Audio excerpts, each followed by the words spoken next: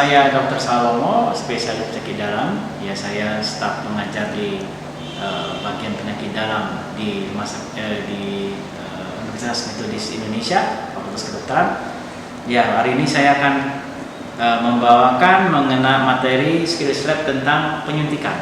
Ya, nah penyuntikan itu salah satu bagian yang penting dari tindakan yang bersifat invasif, baik itu di praktik pribadi, di klinik maupun di rumah sakit. Ya, jadi sebagai dokter Anda harus mengerti bagaimana penyuntikan yang baik ataupun sesuai dengan standar. Ya, nah hari ini kita membawakan mengenai pertama yang harus kita lakukan adalah bagaimana kita melihat daripada penyuntikan.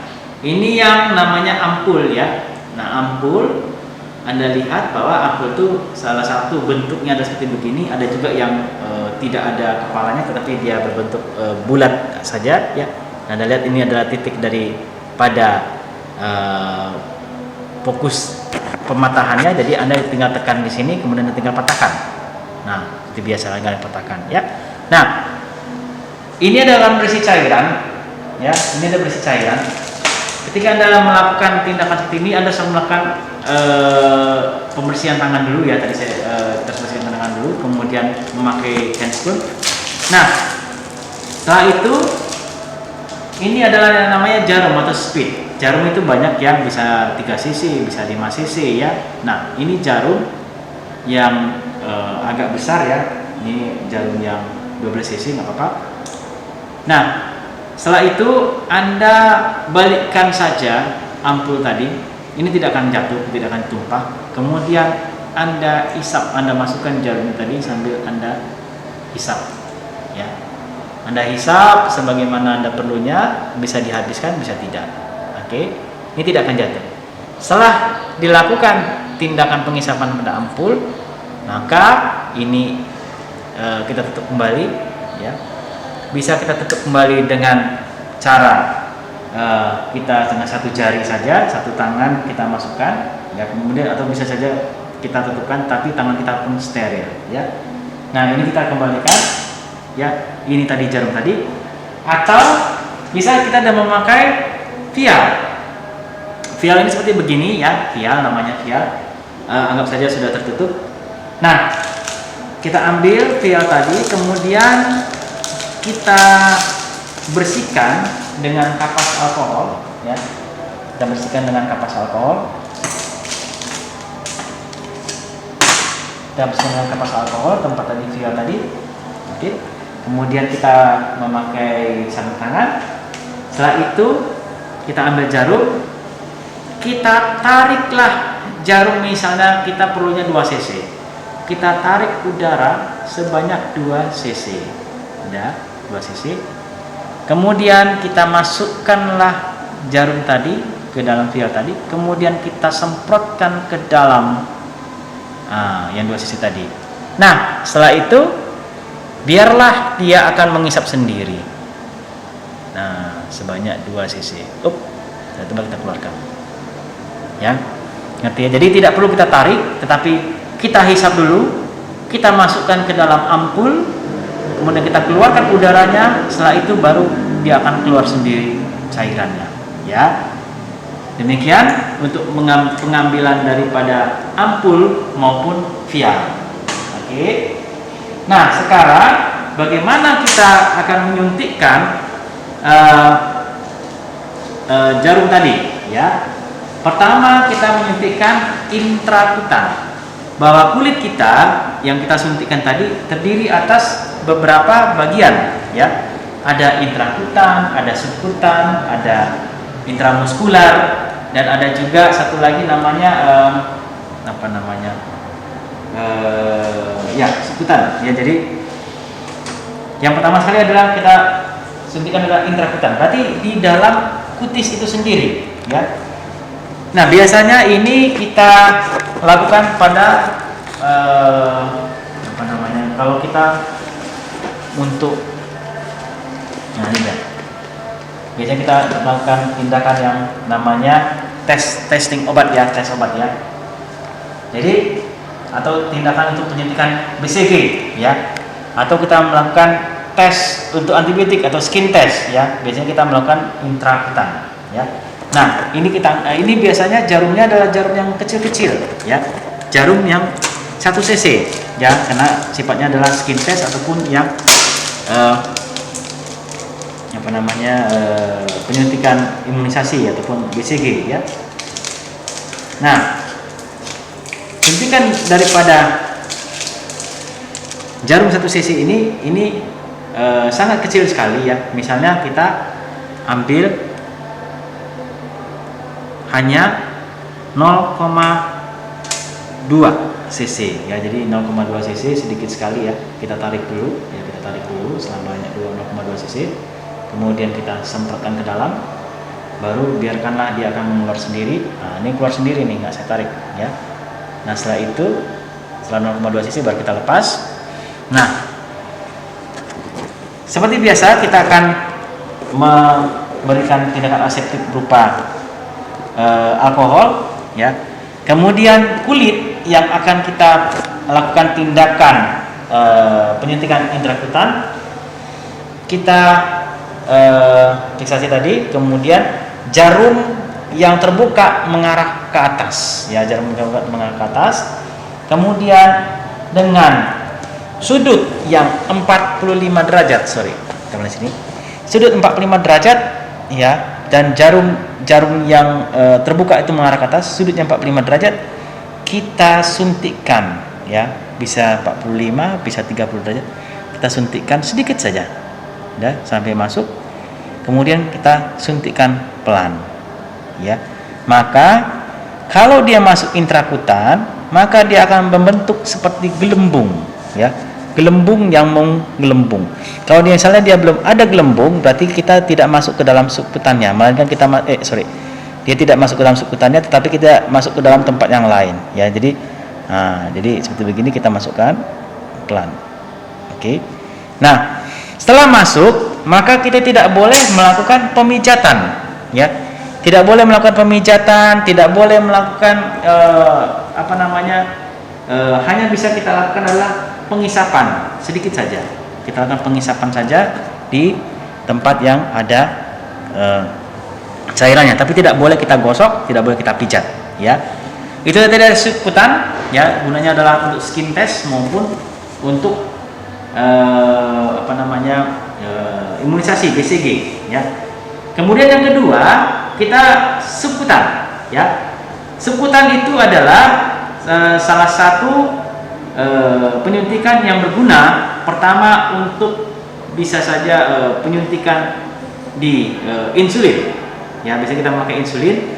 Nah, subkutan untuk penyuntikan insulin bisa kita lakukan pertama di daerah perut ya, di sekitar pusar, kemudian di daerah deltoid ya, itu yang paling sering, atau di daerah paha ya, karena di daerah situ kulitnya pada tebal semua ya. Nah, kita misalkan penyuntikan insulinnya di daerah perut ya, maka insulin tadi biasanya insulin itu sangat tipis, segini juga dia ya, tipis ya. Nah, kita misalkan ini insulin ya, kemudian tempat yang akan kita suntikan tetap kita lakukan tindakan sterilisasi dengan alkohol.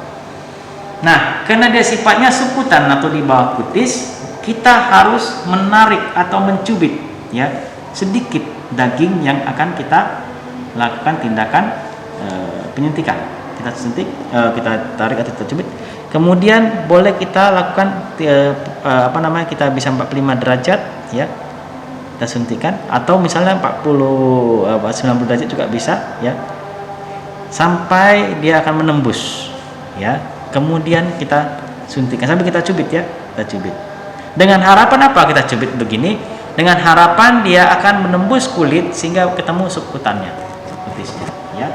Setelah itu kita tarik dengan cepat ya, kemudian boleh kita lakukan tindakan pembersihan dengan alkohol. Oke. Ingat bedanya dengan yang intrakutan tadi, dia tidak boleh dipijat, dia hanya bisa diisap aja cairannya, tetapi yang ini bisa kita usap.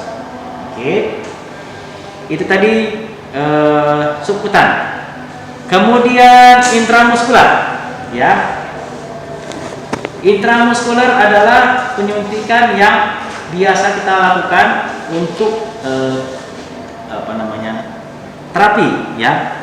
Terapi misalnya suntik neurobio itu biasanya di daerah muskular, ya. Nah, tempat yang paling ideal untuk penyuntikannya adalah tempat yang paling banyak otot dan tidak terlalu banyak dia pembuluh darah. Jadi biasanya di daerah gluteus, ya, tidak di daerah bokong. Nah, di daerah bokong maka kita harus membalikkan pasien. Ya, kita harus membalikkan pasien. Kita balikkan pasien. Kita balikkan pasiennya. Nah, maka di sini, Bang. Pasien harus telentang, ya, harus telentang. Kita anggaplah ini sudah telentang, ya. Ini daerah bokong, maka Anda harus hitung mulai dari sias, ya, sampai ke oksigis, ya. Ini Anda bagi 3 garis ini, ya. Maka sepertiga inilah ada daerah yang sangat sedikit pembuluh darah dan sangat tebal akan otot, ya. Kita sering kali melakukan tindakannya di sini. Di sini banyak lemak, ya, jadi tidak boleh kita lakukan di sini. Jadi kita tarik dari sias menuju ke koksigis. Kita ambil sepertiga, ya, sepertiga. Jadi daerah sini. Di daerah sinilah yang sangat bagus sekali untuk dilakukan tindakan penyuntikan intramuskular. Maka Anda ambillah jarum, ya, Anda jarum yang panjang. Kenapa? Karena otot di daerah bokong itu sangat tebal, kecuali pada orang tua, ya. Tapi biasanya kalau dia masih muda ototnya sangat tebal dan kulitnya pun sangat tebal, maka kita harus ambil yang panjang, ya. Kemudian Anda ukur tadi, ya, kemudian ukur, Anda perkirakan di daerah sini, Anda suntikkanlah tegak lurus, ya, tegak lurus penyuntikannya. Setelah Anda suntikkan, kemudian Anda tarik sedikit cairannya untuk melihat apakah ada pendarah tidak. Kalau tidak ada, baru Anda suntikkan, ya. Dan penyuntikannya itu harus habis satu jarum itu harus masuk seluruhnya, ya, dengan perkiraan setelah masuk satu jarum seluruhnya, maka ini kita perkirakan akan masuk ke dalam daging, ya. Nah, setelah masuk, kemudian kita tarik dengan cepat, baru kita fiksasi dengan kita bersihkan dengan kapas alkohol, ya. Itu dari intramuskular. Bisa juga dilakukan di paha, karena daerah sini tidak banyak dagingnya. Bisa juga dilakukan di bahu, ya, meskipun banyak dagingnya. Oke, itu tadi untuk intramuskular. Sekarang intravaskular. Intravaskular adalah penyuntikan, ya, yang biasa dilakukan. Pertama untuk pemasangan daripada infus, yang kedua untuk menarik darah, ya, pemeriksaan darah. Nah, biasanya intravaskular kita selalu mencari vena, ya, karena vena adalah pembuluh darah yang paling kelihatan, yang paling perifer di depan, di permukaan tubuh. Bisa juga di arteri, tetapi arteri adalah biasanya untuk pemeriksaannya khusus, misalnya analisa gas darah, ya, kita bisa mencarinya di arteri. Tapi yang bisa kita cari adalah di vena. Nah, vena yang biasa kita cari adalah vena di tangan, ataupun bisa juga di kaki, ya, sepanjang venanya kelihatan, ya.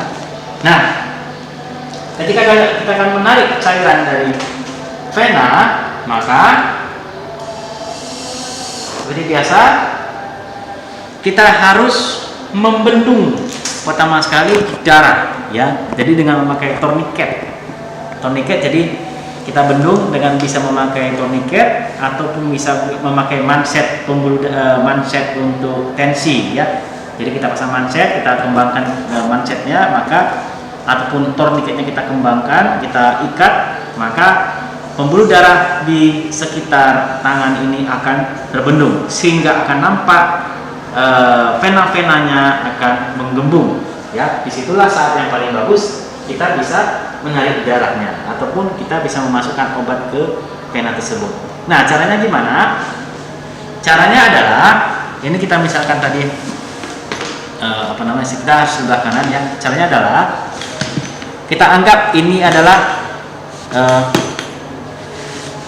adalah daerah tangan tadi ya. Di sini adalah venanya. Maka setelah kita tourniquet dan kita pasang mancet akan nampak warna kebiruan ya. Nah, kita buka jarumnya, kemudian kita memakai tumpuan ini untuk bisa memasukkan jarumnya ataupun obatnya ya. Jadi kita masukkan sampai ada terasa pada tangan kita itu suara seperti masuk ke dalam suatu tahanan ya, menembus suatu tahanan ya. Ketika itu kita kerasa di tangan kita ada suatu menembus suatu tahanan, maka di daerah sini akan mengalir darah, maka kita tarik sedikit ya. Nah, ketika kita tarik di sini maka akan nampak darah tersebut akan mengumpul di sini. Kalau misalnya sudah nampak darah mengumpul dari situ, maka kita benar sudah masuk ke dalam pembuluh darah ya. Oleh karena itu bisa kita lanjutkan dengan menarik lagi lebih banyak lagi darahnya, atau obatnya tadi bisa kita masukkan dengan kita masukkan obat sering perlahan ya. Nah, jadi tidak perlu kita goyang-goyang ke sini nanti akan menyiksa pasien, tapi kita secara mantap memasukkan ya, boleh dengan 45 derajat ke daerah yang akan kita suntikan. Setelah itu, setelah terasa menembus daripada barrier atau penghalang, kita tarik sedikit apakah masuk darah. Kalau misalnya ditarik akan keluar darah, itulah dia memang pembuluh darahnya. Kemudian kita masukkan darahnya secara cepat. Setelah itu kita tarik secara cepat, kemudian kita boleh tutup ya, kita bersihkan sambil ditutup ya. Kita tunggu sampai sekitar 1-2 menit sehingga darahnya membeku dan akan tidak keluar darah lagi. Kemudian bisa kita lakukan tindakan pemasangan penutup plester. Kita bisa pasang plester di sini. Gunanya untuk apa? Supaya tetap terfiksasi, tidak keluar lagi darah ya. Demikian untuk penyuntikan secara intravena. Kalau misalnya ada pertanyaan lebih lanjut lagi daripada murid-murid sekalian, silakan tanya ke pembimbing masing-masing di kelas. Terima kasih.